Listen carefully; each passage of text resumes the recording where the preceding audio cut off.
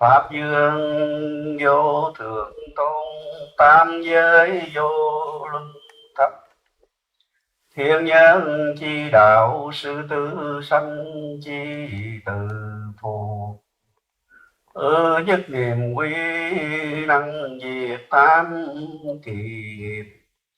Xương dương nhược tán thán, ức kiếp mạt năng tầng. Nam Mô Bổn Sư Thích Ca Mâu Ni Phật. Continuing on with lecture number 5 with the reading of the sutra text.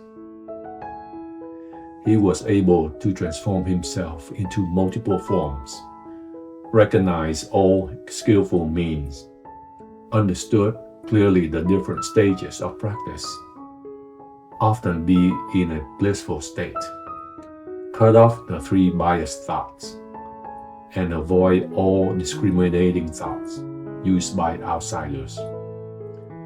He knew he had entered into the realm of the Tathagata.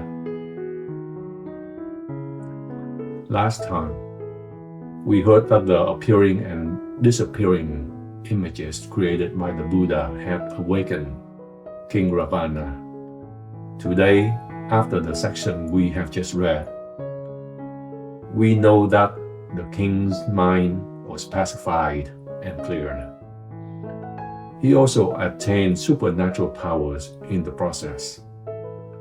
This occurred naturally and did not require a developmental process. Through the pacified and focused mind, supernatural powers come about for some practitioners. King Ravana could now generate multiple forms of himself. He could see all the worlds that an achieved person can see.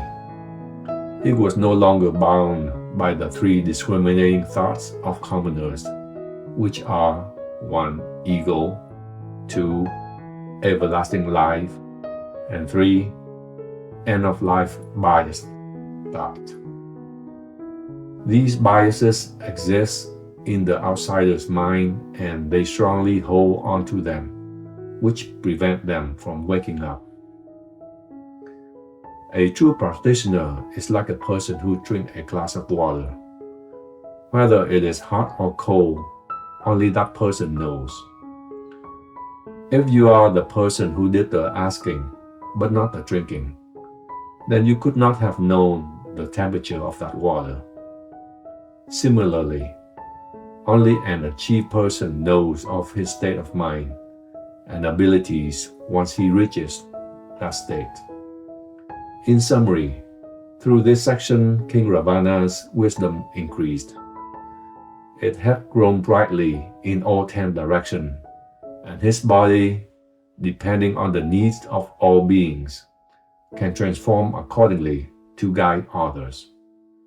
The words that he now used to guide others are no longer from the sutra, but are dependent on the prajna wisdom that is harmonious and non-arising. You can see now that an awakened person is different from a commoner. A commoner is dependent on the sutra text to lecture. Without it, he could not describe the experience of an awakened person. You all should follow the footsteps of King Ravana. Like I mentioned in the last lecture, we are good and blessed people and have enough wisdom to do the same. We need to lean on this sutra's teaching to practice and obtain the prajna wisdom. With the prajna wisdom, we will not be bound by the 8 winds. We are not attached to the criticism and ridicule, so we can escape from these 3 realms. Now I continue with the sutra text. Suddenly, King Ravana heard voices from the emptiness, saying, "Well done, King Ravana. Similar to what thou hast realized, all other practitioners will experience the same, see the same. All the Tathagatas will see the same. If thou see the Dharmas differently, that is non-continuance. Thou have to transcend the mind, thoughts, and consciousness, and reflect on all dharmas. Thou should look within and not be immersed in the outside world. Thou should not be attached to the methods, reasonings, visions, and samadhis of the Vyanas or outsiders. Thou should avoid social talks and gossips. Should avoid self-bias as taught by the Vedas. Should avoid being attached to tranquility. Should avoid blissfulness of the six dhyanas. Nam Mô Bổn Sư Thích Ca Mâu Ni Phật. While in the middle of processing the event that just took place, suddenly King Ravana heard through the air voices from the Tathagata reminded him that if he wanted to maintain the awakened state that he just obtained, then going forward, he needs to abandon the world of forms, abandon the Dharma of non-continuance, avoid thoughts of desires. Most beings like to follow their desires, like eating good food. They would use their money to buy the food they like. But to a true practitioner, this is an attachment that must be overcome, because it would create a karmic force and hold him back within the sixth world of reincarnation. So how can we stay away from these thoughts? This section of the sutra explains it clearly. 1. Your mind must be pacified. 2. Meditate on all dharmas so you can see its true character. 3. You must continually be in a meditative state. Thiền diệt thực. To nourish your mind. In Zen, meditative state is the food of your mind. For your body, you need the physical foods or nourishment. For your eyes, its food is sleep.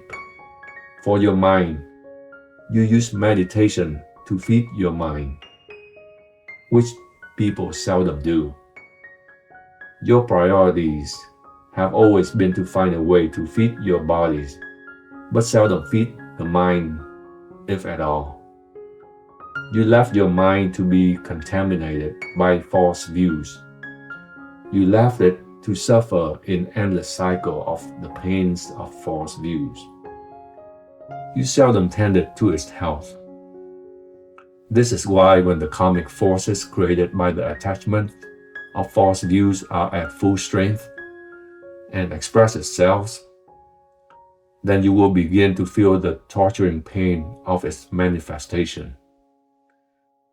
This suffering is not created by the Almighty God or heavenly beings, but is solely from your own neglected mind. The Tathagata also advised the king to not be attached to a method of practice once you have mastered it. A-di-đà Phật. If you use a certain way to resolve a problem, then don't hold on to that to solve all problems, because that would not work. For example, a voice hearer arhat who has pacified his six senses might be afraid of the outside world attractions, so he would always be meditating to keep his mind quiet and be in his small nirvana. The problem with this is that he would always be in his little world and could not advance further. All practitioners should know that your method of practice is only a skillful means. It is like a boat to take you across the ocean of delusion to the other side where you are awakened. Once reach the other shore, then you need to leave the boat behind so your mind can be free. Imagine you are taking a boat across the river to the other shore, and once you land, You drag that boat around with you wherever you go on land. Isn't that a ridiculous sight? Similarly, the method you use to achieve is a skillful means, and once achieved, you have to let it go. The Tathagata also reminded us that we need to stay away from the outside distractions, places that incite discussions, poetry writing, entertainments, or arguments. We must stay far away. We also should not use the method of outsiders. Do you know that outsiders identify their minds as a representation of themselves or as their egos? They believe that once their minds are not troubled by the outside world, their small egos are now part of the big ego of the spiritual world. This sees the existence of a small and big egos. This is why they could not achieve no ego or selfless state. It is also why outsiders could not achieve the birthless state of the mind and could not escape from the three realms. The Tathagata also said that we should not be attached to the blissful state of the Vyanas. The Vyanas, or middle vehicle practitioners, reflect on 12 links in the chains of existence. For example, some would meditate on the nature of sexual desire and transcend it, which in turn loosen the other 11 links and eventually broken off. They reflected on the good and bad of sexual desires and found a way to let it go and established peace and tranquility. Some of them used the counting breath meditation technique and followed the guidelines of the Four Noble Truths. With the counting breath technique, they focus on counting the cycles of breathing in and out, which would distract their minds from the outside world. After a long time of continuous practice, the thoughts would settle down. Eventually, all six senses become pacified, and the practitioner attains arhathood. However, if you want to go to a higher level, you will not be able to do it if you use the counting breath method. The reason is this method only helps you to dampen your thoughts to achieve a quiet mind. It could not increase your wisdom and compassionate feelings for all beings because it wasn't meant to reflect and understand the nature of all dharmas. This is the limitation of the middle vehicle. This is why the Tathagata wants you to continue on further, to achieve mastery over the dharmas as well as your consciousness, and not be settled with the middle vehicle. Furthermore, we also need to avoid the 6 types of dhyanas, or meditative states. These are 6 low-level samadhis, which could not liberate you from the 3 realms. These 6 are as follows. 1. Commoner's meditative state, which still contains the desire to reincarnate into a place that has more blessings, like one of the heavens. 2. Outsider meditative state. Outsiders do not know that our ego is the source that generates all karmic forces that bound us to be reincarnated back into the 3 realms. Their practice does not include the goal to be egoless. For example, The practice of religious austerities done in India. They believe that the more their body suffers in life, then once they die, they will reincarnate toward a more blessed world. 3. The first level of Zen meditation. This practitioner has a beginner's level of tranquility. His mind has somewhat abandoned the world of desire. His sexual desire is no more. 4. Second level of Zen meditation. 5. Third level of Zen meditation. 6. Fourth level of Zen meditation. These 6 represent the lower meditation state because at these 6 levels, they did not escape reincarnation cycles yet. They are still trapped within the world of desires, forms, and formlessness. Do you know that there are saints from the first level of heavens? Once they have used up all their blessings while in heaven and died, they reincarnated back into this world and lived in a family that was very poor. There are saints who are concerned for their colleagues in heaven, who did not try to merit further blessing, but use it all up. They would encourage their colleagues to be better. But just like this world we live in, some people just want to enjoy themselves and don't care about the afterlife effect. So when they die, they would sometimes fall really deep because the higher they are, the deeper they fall.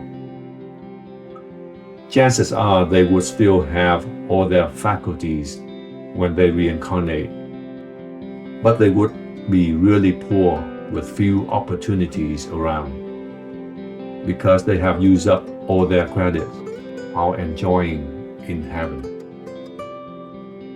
This is why the Tathagata encouraged King Ravana and everyone else to not be attached to blissful state and should try to be better. This shows the compassion and true intent of the Tathagata, that he was not just advising King Ravana but everyone else at that time, as well as in future time. We are fortunate to have the chance to listen and learn from the sutras. Now we talk about meditations. In this world, there are 6 types. The first one is called commoner meditation. The second is called outsider meditation. The third is lesser vehicle meditation. The fourth is middle vehicle meditation. The fifth is greater vehicle meditation. The sixth and last is called the supreme meditation. Depending on your level, you choose the one that fits you. The supreme meditation is reserved for one who is naturally in a meditative state. He does not strive or make an effort. His mind is already pacified. He sees no frustration because he always sees his pure mind. In the Zen history and through his sutra, we know there was one person who demonstrated this ability. He was the 6th patriarch, Fayan. Buddha nature is always clean and pure. Where is there room for dust to alight? From his words, you can see that he had reached the supreme level. At this level, he does not practice, does not wake up, does not attain, does not settle in one place. His mind transcends the 3 realms. Do you think there is an attainment once you become a practitioner? Yes, there is. Do you see it? Therefore, when someone says in Buddhism, there is no awakening or attainment, This person does not understand. There are places for each one of us, depending on our ability. I am aware of 10 places for bodhisattvas, depending on their capabilities. Going from the first to the 10th level takes time and practice. The practitioner who reaches the supreme level is called a bodhisattva. Why? Because in his mind, biases coming from both ego and dharma are no more. He has transcended them all and attained prajna wisdom, which is similar to the Buddha's. The only difference between the bodhisattva and the Tathagata are the innumerable blessings the Tathagata has accumulated through his past deeds, whereas the bodhisattva does not have as much. Continuing on with the sutra text. By doing so, those are the correct actions of a true practitioner. He can eliminate excuses, evil thoughts, and biases from the ego. He can use skillful wisdom to transform an ignorant mind. He can practice the Mahayana path of the Bodhisattva. He can enter the self-realization consciousness of the Tathagatas. Thou should continue your study and practice so all dharmas can be pacified. Carefully practice samadhi and samapatti, and do not be attached to the consciousness that the Viyanas and outsiders enjoy, which reflects the biased thoughts of commoners. Outsiders are stuck on their egotistical idea, world of forms, and ignorant views. The Viyanas cling on to emptiness, which generate wrong views and biased actions. Lanka King. This teaching is based on Mahayana path, which is very beneficial and can help thou attain the self-realization mind and bring blessings in all three realms. Lanka King. The outsiders' thoughts are based on their egos, which create wrong ideas brought about by dualistic views. Well done, Lanka King. Reflect on these thoughts like you have done. This truly is seeing the Tathagata. Ajidapha. In this section, the Tathagata recommended and reminded the king so he can follow those comments to improve himself. He was reminded not to discriminate based on forms and the different samadhis enjoyed by outsiders. Like I have mentioned, the outsiders' samadhis are dependent on the coming and going. Those that can avoid this are the ones who follow the Mahayana paths. Those of you here today that have taken vows of bodhisattvas, precepts, this is the result of your wishes from past life to be so fortunate to have a chance to take such vows, to continue your practice. One of the main characteristics of a bodhisattva is compassion, which can eliminate evil thoughts. Do you ever see a compassionate person express an angry thought? No. Compassion is like the sun's ray, cutting through the fog of evil thoughts, anger, and delusion. They slowly disappear due to the warmth of the sun's rays. Try it out yourself. Practice with the thought of compassion continuously, and you will see the evil thoughts automatically disappear. You will be happy for people who got what they want, especially for someone who made growth in their religious practice, because you know that in the future that person will help out others. Similar to our organization here, If all of you have a big compassionate heart, then the halo of goodness will shine brightly throughout the worlds of 10 directions. If you can practice the 4 sublime acts, or tứ vô lượng tâm, which are kindness, compassion, joy, and equanimity, then you have already done good for all beings in the 10 directions. So we know that a compassionate person can truly help beings around them. But if this person can also see the 4 elements, which all things are made of, as emptiness, then that could be even better. Following the Bodhisattva path is not easy. There will be many difficulties, and if you could not see the emptiness in the 5 skandhas, then you will not be detached. Therefore, a practitioner must be able to see that all dharmas are empty. Even your mind should be seen as empty, which will give you a non-rising mind. In this world, you can see that there are a lot of sick people.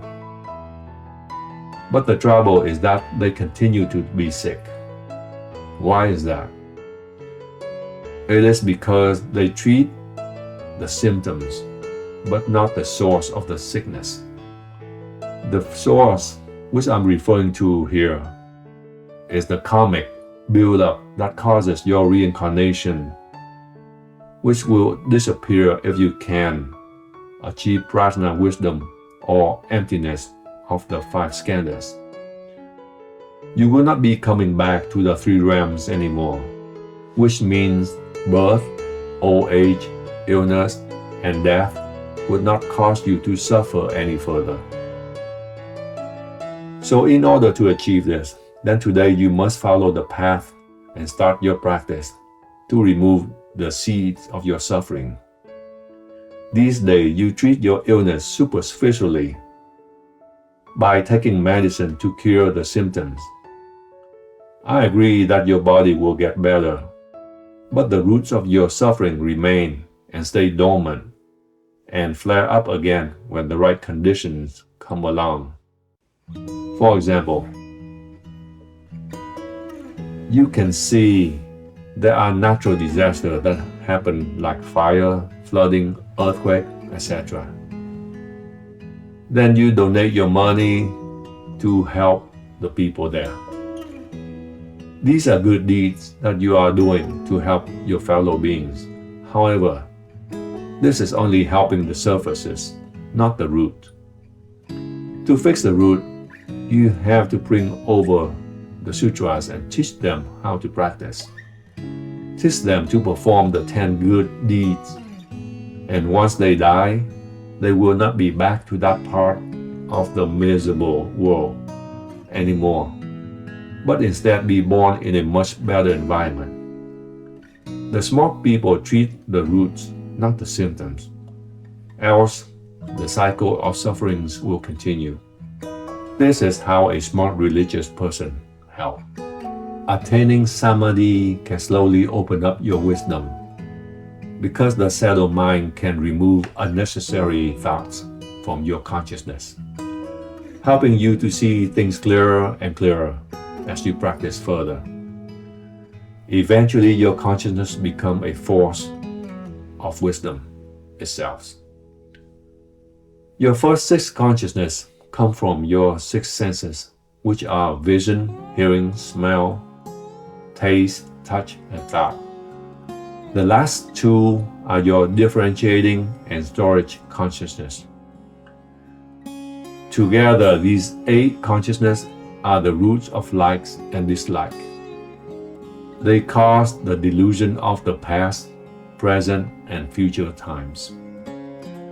And they are also the cause of karmic forces which hold you back in endless cycle of reincarnation. So the function of wisdom is to generate a stable force, định lực, which can hold back unnecessary thoughts, which after a long time of being pacified, transform into high wisdom and contribute to clearer vision. How does consciousness transform into wisdom? Initially, the first 5 consciousness would be transformed. They are vision, hearing, smell, taste, and touch consciousness. These 5 transformed wisdom is called Thành Sở Tác Trí. These are the 5 means that you are born with, coming into this world to learn and teach. People who have not transformed these 5 into wisdom will suffer from the 4 pains and the 8 winds. The 6th consciousness is related to thought. Once thought consciousness is transformed into wisdom, this is called Diệu Quan Sát Trí. What is the difference between thought consciousness and Diệu Quan Sát Trí? The thought consciousness is dependent on the like and dislike of worldly forms, and that message is sent back to you. But once this consciousness is transformed into wisdom, then the worldly forms do not delude the mind anymore. This mind can now see the reality of all outside dharmas. With this wisdom, you will know if the person standing in front of you is lying or not. This mind is very sharp. You cannot hide your intention from it. You can deceive a commoner because his mind was already deluded, but not to a person with wisdom or Diệu Quan Sát Trí. Now we talk about transforming the 7th consciousness, which is the differentiating consciousness or magnetic. One transformed into wisdom, it is called Bình Đẳng Tánh Trí. With Bình Đẳng Tánh Trí, this person will live in harmony and equanimity with everyone. This person is calm, even-tempered, tranquil, and treat everyone equally. Commoner is not equanimous because he has special treatment for his family, his parents, and friends. If he passes out presents to everyone, chances are his family members will be getting more valuable gifts. Even if he has taken bodhisattva vows to help all beings, without this achieved wisdom, this vow is just a conceptual thought and is not a reality yet until he has transformed the 7th consciousness into wisdom. The vow helps him to be more aware and to be more in control of his thought. But the differentiation still exists, although it might be small. Last, we talk about transforming the 8th consciousness, which is the storage consciousness, or Alaya Thức. Once transformed into wisdom, it is called Đại Duyên Thành Trí. With Đại Duyên Thành Trí, this person can overcome all arguments or debates from outsiders. A name describing this ability is Vô Ngại Biện Tài. This means that no logic from this world could bind or restrict him. The main reason is that he has achieved empty ego and empty Dharma awakening.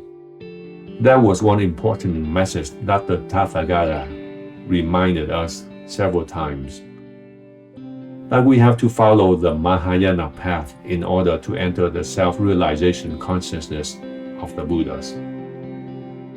The outsiders and the Vijnana do not aim to attain Buddha wisdom, because once they have attained samadhis, they do not want to leave it to progress further by developing a compassionate heart to rescue all beings. The Buddha referred to these practitioners as dull senses or heart, because they don't want to be with and help all the beings in the outside world, but instead stay in the comfort of samadhi for as long as possible. Do you see these dull senses or heart as lower than the lesser level practitioner? Because their minds are small, holding tight to their samadhis.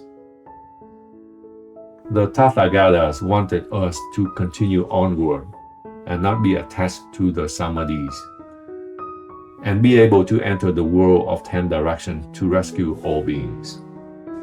In addition, the Tathagata advised that we all should abandon all the pleasure of the outside world so our mind could go deeper into samadhi.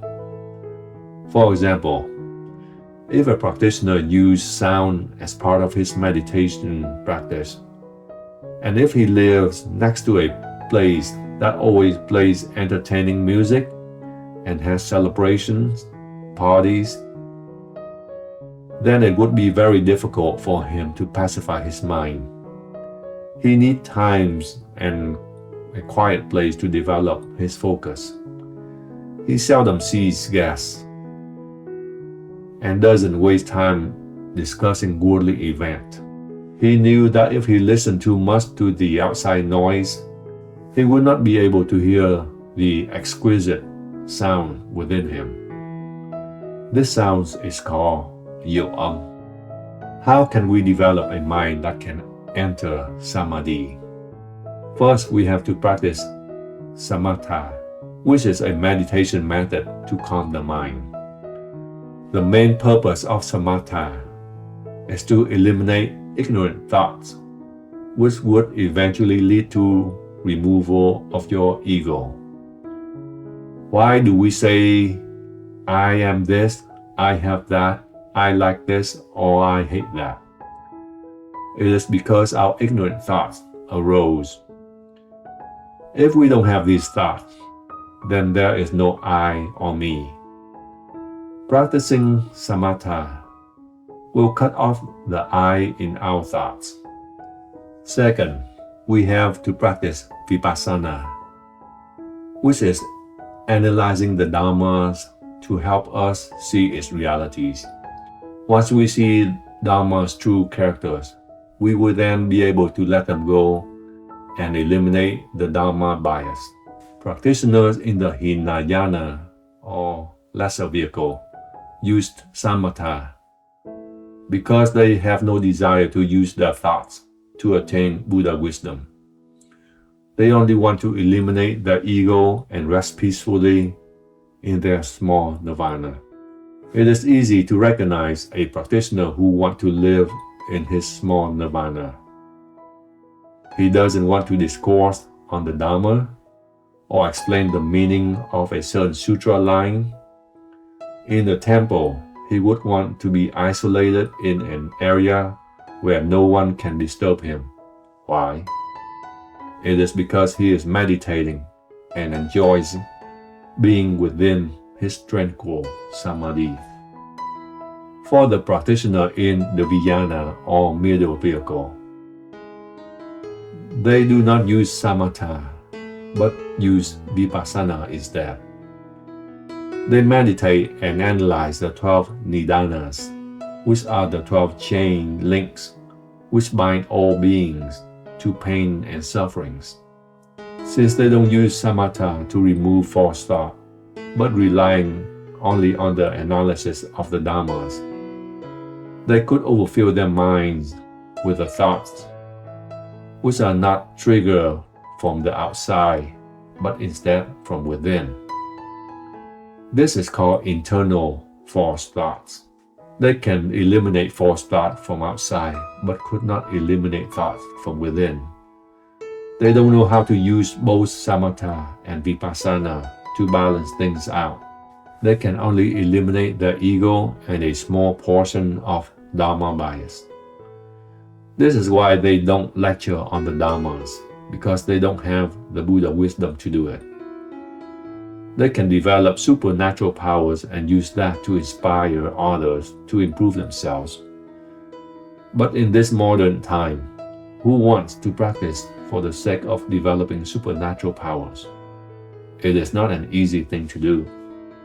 So, for those who want to follow the Mahayana path, then besides practicing the 6 parameters and the 4 sublime acts, they must also practice both samatha and vipassana. Those who are here in this temple and have taken bodhisattva vows, when you went to the classes, didn't you see our patriarch give you a cone for you to reflect? But if you responded right away by giving logical answers and not using samatha to enter samadhi first, and then use samatha to analyze the cone, then you were incorrect in giving immediate answers. It is because you have not attained the tranquil force of samadhi to eliminate false thoughts first, and then reflect on those koan to get the answer. Since you did not, then you have just used potential false thoughts and logically try to figure out the answers. Remember to use samatha to dampen false thought, then bring up and reflect on the koan to figure out those correct answers.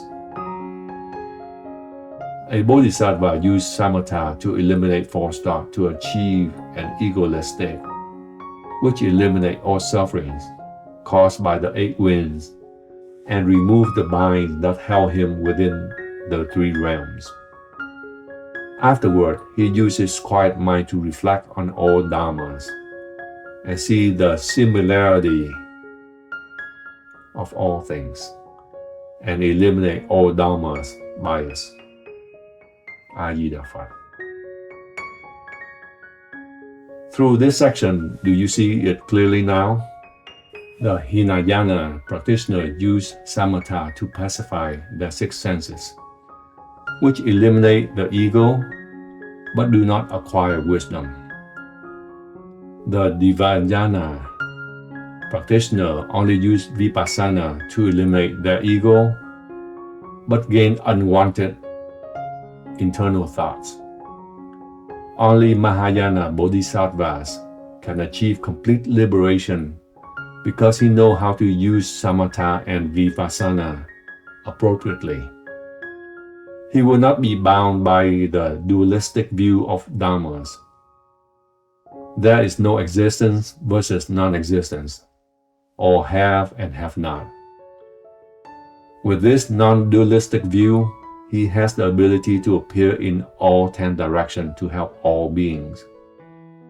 Your criticism and defamation of him will not affect him because he is completely liberated. Here are 4 lines which describe a bodhisattva, which I want you to hear. Bodhisattva's virtues are high. The world of 10 directions are all his homes. In good times, he travels the 3 realms. When he's tired, the evil god will come to serve. A-di-đà Phật.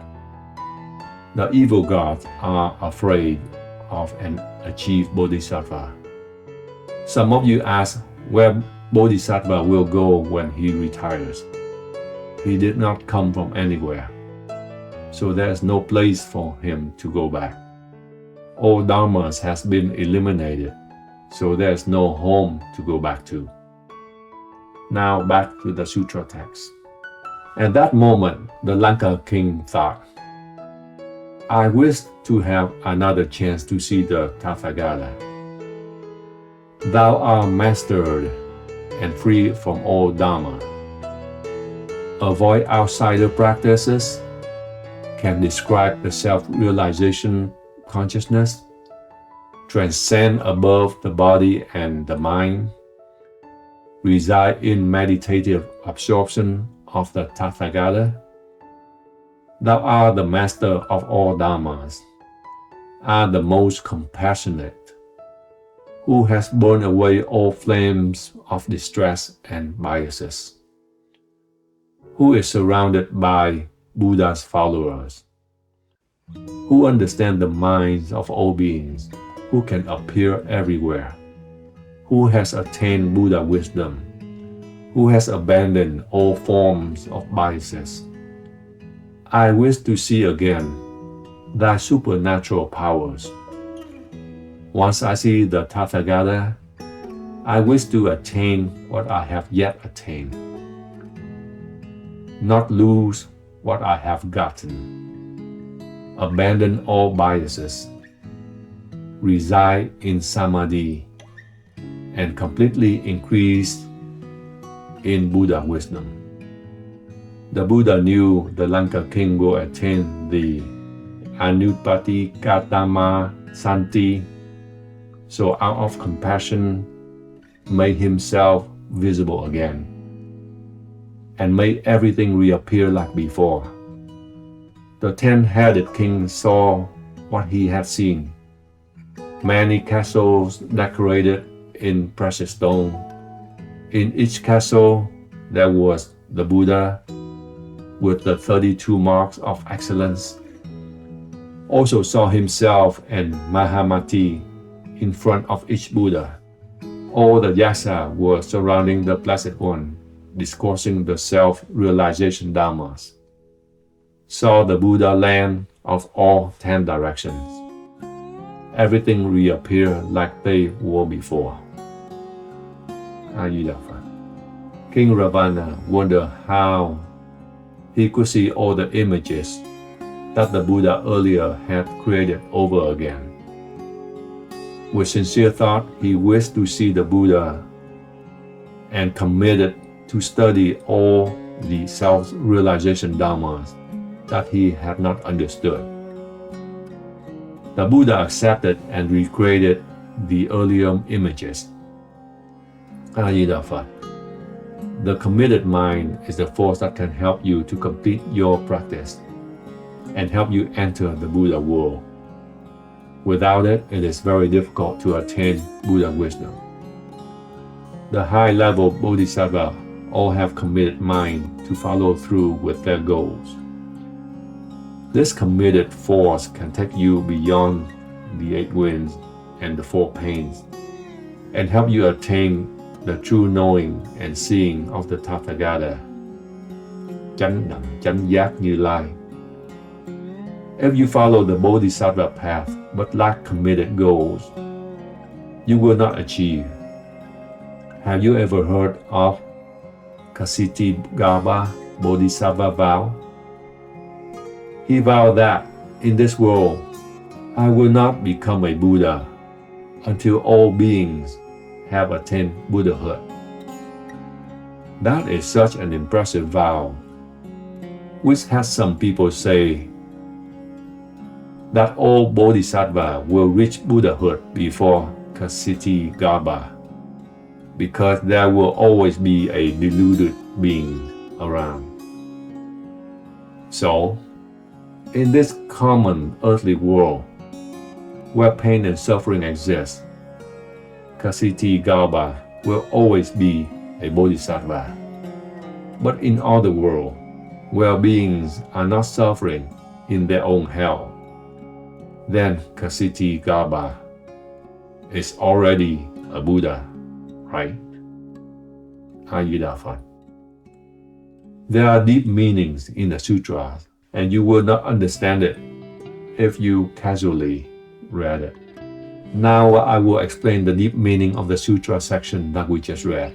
This section talks about the world that people who achieve Samadhi see. Do these people see different worlds? Yes, they do. Because there are basic steps before you can enter Samadhi. First, the practitioner has to forget the outside world. If you are still attached to the outside world, how can you focus and practice? Because the king forgot about the outside world, the Buddha, the Lanka castle, and everyone else disappeared. Second, thoughts and subtle thoughts have to be eliminated and cannot be allowed to surface. The power of meditation of a tranquil mind can eliminate all thoughts. Whoever said he had achieved in the Mahayana path, but not through meditation, is a liar. Today you are in the Zen monastery and fortunate enough to understand the importance of meditation. Third, once the practitioner used his focused power through meditation to eliminate all thoughts and subtle thoughts, then he could see his self-realization character or his original mind. This is his true face that has existed for eons, which means that blissfulness has always existed a long time ago and has never disappeared. But due to your false thoughts, it was hidden away. At this stage, once all the thoughts disappear, then his mind becomes a scene of non-arising and no birth. The mind would be empty and cover the whole chiliocosm, a total void. If you can look into his mind to find a thought, you will not be able to find it. This is a scenery that the practitioner who meditates correctly will see and achieve. 4. After the practitioner has resided in the pure mind for a long time, he will suddenly change his mind and want to go back and help all beings. This is why in Zen there is a saying, before following the path, mountains and rivers are just mountains and rivers. This is because at this stage he is deluded and seeing and accepting the worldly forms. Once he practiced and forgot about the outside forms and started to reflect, then he said, mountains and rivers are not mountains and rivers. But once he has achieved, then his mind wants to come back to the world and help all beings and said, mountain and rivers are mountain and rivers. A-di-đà Phật. Therefore, when you are a commoner and trying to analyze this, you will not be able to. This is the truth realization of all dharmas, that only a practitioner can comprehend while a commoner can't. Without someone who has achieved and explained this sutra to you, it is very difficult to understand. It is not because the Buddha doesn't know how to explain in detail, but it is because he wanted you to use your wisdom to see the true meaning. Before I begin every lecture, I would have to meditate so I could be one with the sutra. I reflect to see what I want to say instead of just rambling on. Because if you explain and lecture incorrectly, there will be karmic retribution for you to face. This is one of the reasons why you don't see many people lecture on the sutras. They are afraid of making mistakes and have to pay for it. Making mistake on explaining the sutra is equivalent to killing innumerable beings. Nam mô Bổn sư Thích Ca Mâu Ni Phật.